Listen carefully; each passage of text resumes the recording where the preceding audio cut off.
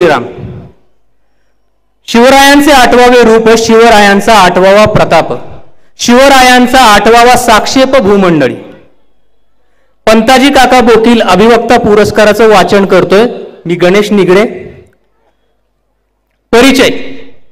परिचय हा एक असा विषय आहे जो मला असं वाटतं की एक नकळत उमलणाऱ्या कळीसारखं वाटतं.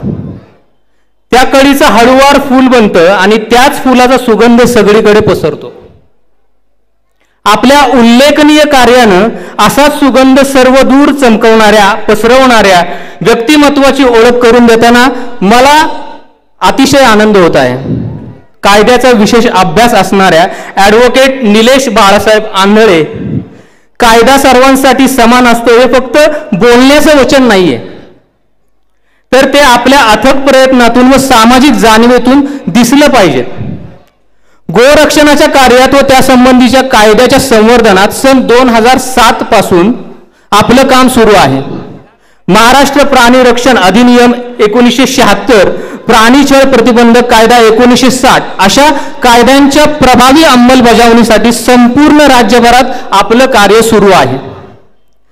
महाराष्ट्र प्राणी कल्याण कायदा संनियंत्रण उपसमितीद्वारे मानद प्राणी कल्याण अधिकारी म्हणून असो, राजगुरुनगर पत्रकार संघ व राजगुरुनगर एज्युकेशन सोसायटीचे कायदेशीर सल्लागार म्हणून असो, विश्व हिंदू परिषद, राष्ट्रीय स्वयंसेवक संघ, बजरंग दल या संघ परिवार, तालुका, जिल्हा, विभाग, प्रांत स्तरावर पदाधिकारी म्हणून असो, आपल्या कार्याची व्याप्ती मोठी आहे.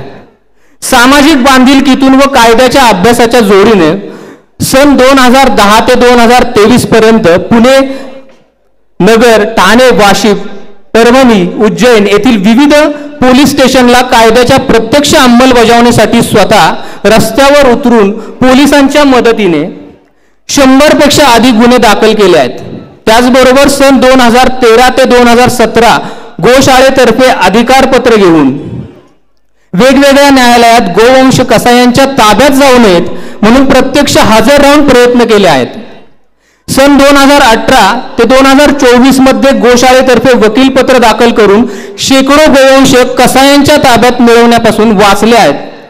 आपल्या याच कार्यकालात आपण PCA केअर आणि मेंटेनन्स रूल 2017 ची विविध न्यायालयामार्फत अंमलबजावणी करून घेऊन आजपर्यंत गोशाळांना 20,50,000 रुपये मिळवून दिले आहेत.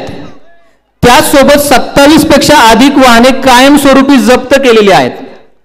कौतुकास पात्र असा असणारा आपला हा प्रवास आजही तितक्याच आत्मीयतेने सुरू असून सध्या आपण श्री जय माता प्रतिष्ठान संचलित श्री समर्थ गोशाळा चालवत आहात. सद्यस्थितीत कत्तलीसाठी चालवलेल्या 125 गायींचे निष्ठापूर्वक संगोपन केले जात आहे. तिथे आपण गोसंवर्धनासाठी व गोरक्षणासाठी उचललेले हे शिवधनुष्य समर्थपणे पेललेले आहे. इतिहासाच्या पाऊलखुणात तपासताना ज्या प्रकारे पंताजी काका बोकील यांनी ज्या पद्धतीने आपल्या बुद्धिमत्तेच्या जोरावर व धुरंधर नीतीच्या वापराने आपलं अनन्यसाधारण महत्व उभं केलंय, आपलंही कार्य तसंच बहारदार व तेजस्वी आहे. म्हणूनच आपल्याला या वर्षीचा पंताजी काका बोकील अभिवक्ता पुरस्कार देताना आम्हाला सर्वांनाच मनापासून सार्थ अभिमान वाटत आहे. शिवछत्रपतींच्या शौर्याचा, त्यांच्या असामान्य पराक्रमाचा जागर करताना आपल्यासारख्या रत्नाचे कौतुक करण्याची संधी मला मिळाली हा एक प्रकारे माझा आणि इथे असणाऱ्या सर्वच मान्यवरांचा, सर्व शिवप्रेमींचा सन्मानच आहे. आपलं हे शिवकार्य असंच उत्तरोत्तर फुलत जावं हीच आई जगदंबे चरणी प्रार्थना. धन्यवाद.